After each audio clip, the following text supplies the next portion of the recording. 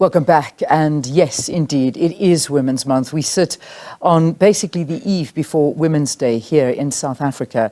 And some of the issues that we're going to be tackling really do get to the heart of some of the serious considerations we need to make when it talks about women.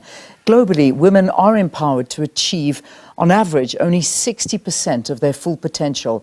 And no country has achieved full gender parity. Fewer than 1% of women and girls live in a country with high women empowerment and a small gender gap. Now, this is according to the recent United Nations Women and the United Nations Development Programme report, The Paths to Equal, twin indices on women's empowerment and gender equality. In South Africa, while many achievements have been gained, women are yet to achieve full participation in the economy and transform power relations. To highlight the history and the achievements made, this year's Women's Month's theme, Accelerating Socio-Economic Opportunities for Empowerment of Women.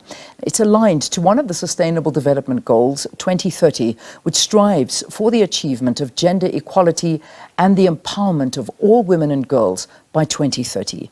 But how possible is it to reach full potential of women empowerment in this country? Well, to discuss these issues, we've got some wonderfully powerful women in studio with us, and this is in partnership with Coca-Cola Beverages South Africa. And to introduce you to the panel, we are really trying, of course, through everything we do, and these ladies are trying to encourage a state of empowering more women to rise. With us in studio, we've got Matiamos, who is the Regional Logistics Manager of Coca-Cola Beverages South Africa.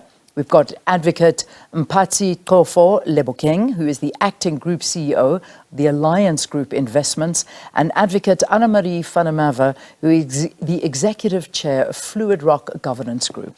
Ladies, what a joy. It's an absolute pleasure to have you here and with us on Morning Live. Morning. Good morning. Thank you. You know, we always do these kind of things where we sort of, speak to powerful women and we look at how they manage to get to where they are. But, when you read sort of an introduction, as I have read, which is quite sobering, showing to the fact, and I will begin with you, but, talking to the fact that we haven't reached our full potential and only 60% of women ever will. And the same goes for South Africa. How does that make you feel as a woman who has achieved something? A lot, actually.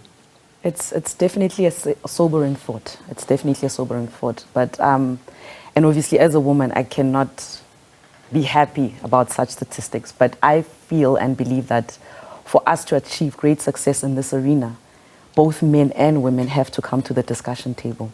We have to meet together and discuss, talk openly about all the issues that we face, listen to one another, and listen to understand and not just listen to respond. And I think that's where it should start, because we cannot have a one-sided discussion. Both men and women have to come together and discuss this so that we can find the solution and way forward. Yeah. Perhaps maybe I'll give you a chance each to talk about that. Let me begin with our first advocate. We've got two advocates on the panel here. So, Advocate Anna-Marie, what do you think? I mean, talk to us about your views on this.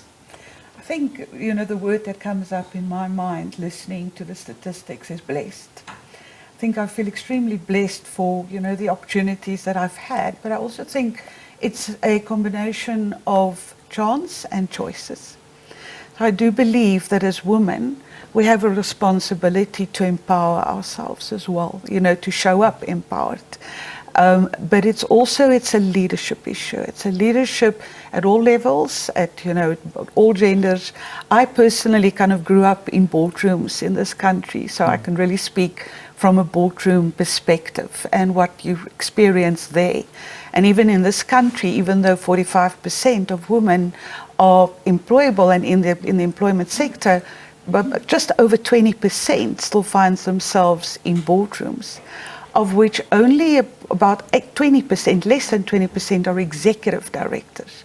The majority are non-executive directors. So in the corporate world, there's still a lot to be done as well. Yeah, and that's I'm going to pause on the boardroom talk, because I want to go there next, because that is it's a very big talking point as well. But Advocate, let me come to you, Advocate Lebokeng.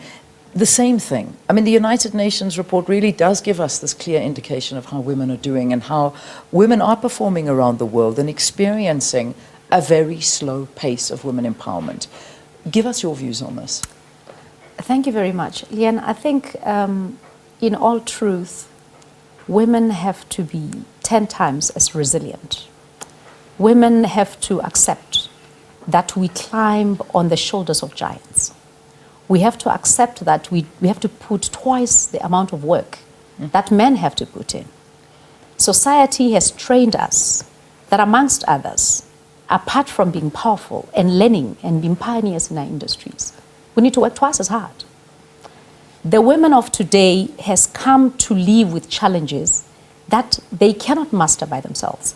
Men need to come to the party, and I'm probably going back to the point that's been made earlier. This has to be an all-rounded approach, an all-rounded discussion, and at some point, talk has to stop. We need to start moving. We need to start getting action on the ground. People need to start having equal opportunities. Legislation has to be implemented where people have equal opportunities.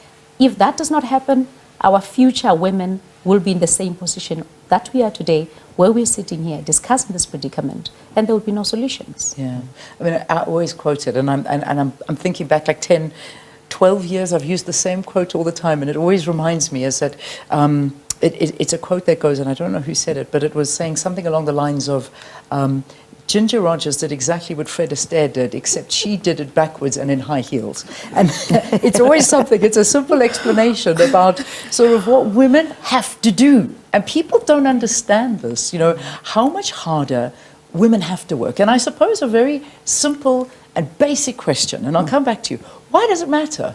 Why does women empowerment actually matter? Why do we even talk about this? And that's something that I think people need to understand. In your heart, why does it actually matter? In my heart, it matters because we have to address the ills of the past. And it's not to say that we are leaving men behind. We're just addressing that gender gap, the ills of the past that existed. And for us to progress as society, we have to move together as men and women. So with women having been left behind all these years, we have to find the means and ways to actually help women catch up while not leaving the men behind. Yeah. And that's what I would like for people to understand. I'm a mother to a boy, you know. I remember when he was 6 years old, he said to me, "Mommy, why is there Women's Day? Why isn't there Men's Day?" And I had to explain to him that it's not that men aren't important. It's because of what has been happening in the past, and we need to close the gap so that we move together as society. Yeah, I think at the end of the day, we want just an equitable society, not to further the interest of one at the expense of another group.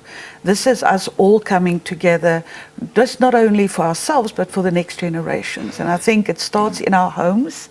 It starts how we, you know, how we raise our children, you know, the stereotyping that we need to also kind of be conscious of. And I think that's all that we all want to do, is really just take our rightful place around the table, because we bring a very important, I think, aspect in our care, in our way of collaboration, that women really bring that benefit and aspect to the table that is also brings balance, you know, in the room, which I think is so important, and it's often missed as well, unfortunately. It very much so is, and that's the reality, is that there are different perspectives. There must be a different viewpoint. If we have the same viewpoints and perspectives all the time, how are we ever going to change? And that's something important, and women bring a very different perspective. They do. And as you say, and I like what you're saying, it's not about leaving one group behind. It's about moving and including other groups. And that other group we're referring to are women, because women have been pushed aside for a very, very long time. But we're finding that there are glass ceilings that are being shattered. And you are prime examples, all three of you, of women that have gone in. But the journey hasn't been easy. I mean, I want to talk to you about what is it like for you or how has it been to be taken seriously as a beautiful woman coming into an area where it is dominated by men, and being taken seriously for your craft, not your looks, not what you look like, but what you say, because that tends to be a big problem as well. Absolutely. I must say that's quite the one part in the legal profession, which I have been a part of almost just over 2 decades now. The critical thing you need is resilience. You need to learn twice as hard. you need to study so much more. And it is because in that courtroom, you are most likely that there will be a male judge. You are most likely, in the legal profession, 80% of the profession is male. You are likely to have your opponent as a male. So it is so critical for you as a person to be so much better, to break that camaraderie that exists between men, to be able to break it down with quality, with delivery, with exceptional talent. You should, without fail, be able to demonstrate to your colleagues, men and women, and to the bench that you're sitting before, that you're worth your salt. I must say without fail that our courts and our heads of courts, and I'm now probably refer to our judge president, has been able to give women so much platform. He says, let me help you. Wow. We know that the system is so sexist. And he says, let me help the women. Let me help women become themselves. Let me help the women have a voice. And without those amazing few men and those women, those men who have trained us, because they're there. There are men who see quality in women. They are in our households, in our homes, in the profession. There are those men who say, there is amazing talent in this women, and let us harness it. Let's build it. Yeah. And without those people, Leanne would not be here. We wouldn't. We really wouldn't. It's people seeing potential in other people. And it is, and I'm going to come right back to you, but I want to stick on the advocate theme because that seems to be where you both come in. Was it the same for you? I mean, your personal story, to go into a world like that, dominated by men, as you say, sitting around men trying to have your voice being heard. And I don't know whether it was just naivety, but I must say that I wasn't very sensitive or, focusing on that environment. For me, it is believing in who I am, in what I do, in knowing myself. That was more important for me than kind of being conscious of the environment. And as I said, by chance and by choice, if I look back on my career as well and where I am today, I am exactly where I am supposed to be. I was developed through all of those challenges as well, and there were many of them, but I kind of chose to move on and not to reflect too much. And I think I've learned through that. And for me, what is so important is for us as women to know yourself, to know what your passion is, to know what your gifts are, and I think if that's what you focus on and not all the noise around you, kind of, the road starts to open up in front of you. That's nice advice. That's very good advice. Matiamo, I want to come to you and ask you, because you have an interesting background, as much as now you're working in the beverages industry with Coca-Cola, who, by the way, have brought this to us, and we're very, very happy we are able to have this conversation. You came from the mining industry. Yes. So that mining industry, that is that one industry where we look at it and we think, how do we do this? I heard a story, and I always forget who told it to me, but it was a lady I was interviewing, and she was saying she got a job at a mine, but she'd had a newborn baby, and every single morning at the mine they insisted on having a meeting at 5:45 in the morning. She had a newborn baby, and it was like, what am I going to do? But I had to be at that meeting because I had to prove that I'm worthy to be here and in this managerial position. So she had to go take her newborn, drop it at the day school at 5 o'clock in the morning, and leave the baby there, and then go to and nothing ever happened at the 5:45 meeting. But they were trying to trip her up. They were trying to find a way. And she never faltered, and she was always there. And when she moved higher and got more comfortable, she canned that meeting, because it was like, why are we doing this? And people can't be made to do something that's unnecessary. Let's talk about your journey through the boardrooms and through the ranks of mining and into beverages. Did you also encounter those difficult moments that you had to overcome? I definitely did. I mean, I started in mining while I was very young. In matric, I had a bursary and would go visit the mines during vac work and stuff, during school holidays and stuff. And it was quite challenging because, first of all, you're a young black female in the mining industry. You don't speak much Afrikaans, and they use a lot of Afrikaans, and you have to adjust. But as advocate says as well, I had to learn to be resilient. I had to learn to not focus on those negative things. I had to remember that I am Matiamo. I know what I came here for. I know that there's something between these two ears of mine, you know. I know that there's something that I can bring to the table. And to be honest, I've also had a lot of great support and male mentors who stood by me, who supported me, who held my hand throughout the journey, in as much as I had great female supporters and mentors. But mining was a tough industry. Right now, I'm in the logistics industry as well. It's male-dominated. Yeah. But I must say my experience with Coca-Cola has been very different. It has been such a beautiful, enriching experience. When I come to work, I don't feel like I'm a female manager.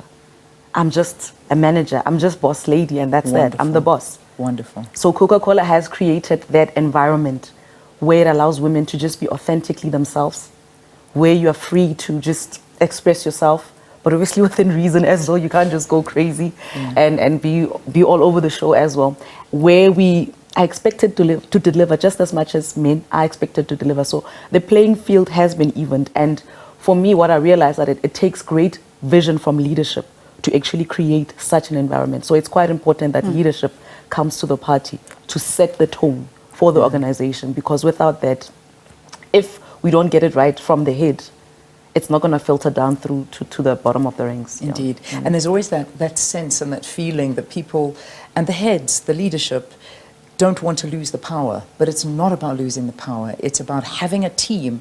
And if you are all embraced, you will work together. And that I think is a message that we need to get more and more and more from leadership. So ladies, as we wrap this up, we need pearls of wisdom from each one of you, that especially a girl child, if they are watching, or if somebody is studying and they want to get into your industries and they're feeling let down, they're feeling that, and often I have felt that, and I've spoken to women that have felt the same way. We are trying to fit into a man's world, that this world has been designed for men, and we as women are trying to fit in, but it's actually not about fitting in, it's about shining out. What is your advice? Advocate, let me go to you. Own your space. Own your space. Keep the strength in you. It's going to be difficult. Nobody said the journey is going to be easy. Keep up your strength. When you feel tired, breathe. Take a break and come back 10 times stronger. And you will win. There's no question about that. I love that. Breathe. Just breathe. Matiamos, from you? For a young girl out there who wants to be in a male-dominated industry, I would say to her, you may be in the boys' club, but you're not one of them. There's strength and power in diversity. There's power in femininity. Be yourself. There's something that you bring. There's a unique nuance that you bring in as a woman. So own that and never let go of that. And that will get you ahead. Beautiful. Advocate? Yeah, no, these two beautiful ladies have said the beautiful things. So let me kind of end up with a quote that I saw many years ago in the boardroom of one of my bosses, who said, your attitude will determine your altitude. And I think that is true for every person. Beautiful. The sky is the limit. Absolutely. Or some people say the sky is the limit, but then you can go on to say, but there are footprints on the moon. Oh, yes. So the sky is never the limit. You can go higher. Ladies, I have loved this. I really have. I forgot we were on television. Do you know that we're actually doing this live on TV? Oh, no, It's just a great conversation between friends. And I must say, I mean, I'm coming back from such a high of being at the Netball World Cup and seeing a stadium in the sports field. I mean, I know none of us are sportswomen. Perhaps maybe you all are, but I don't know. But certainly not one. But sitting there with my daughter, surrounded by women that are bringing their daughters and girlfriends coming and enjoying something that wasn't necessarily something we did. It was amazing to see. I always used to see my father and son doing it, or you know, boys doing it, but not necessarily girls. And that's what's so nice. We're seeing it happening. There's a seismic shift. Thanks to my guests, Matiamos Lebese, who is the Regional Logistics Manager of Coca-Cola Beverages South Africa, Advocate Mpati Tofa Lebokeng, who is the Acting Group CEO of the Alliance Group Investments, and Advocate Annemarie van der Merwe, Executive Chair of Fluid Rock Governance Group, all about issues pertaining to women empowerment and mechanisms used to fully achieve it.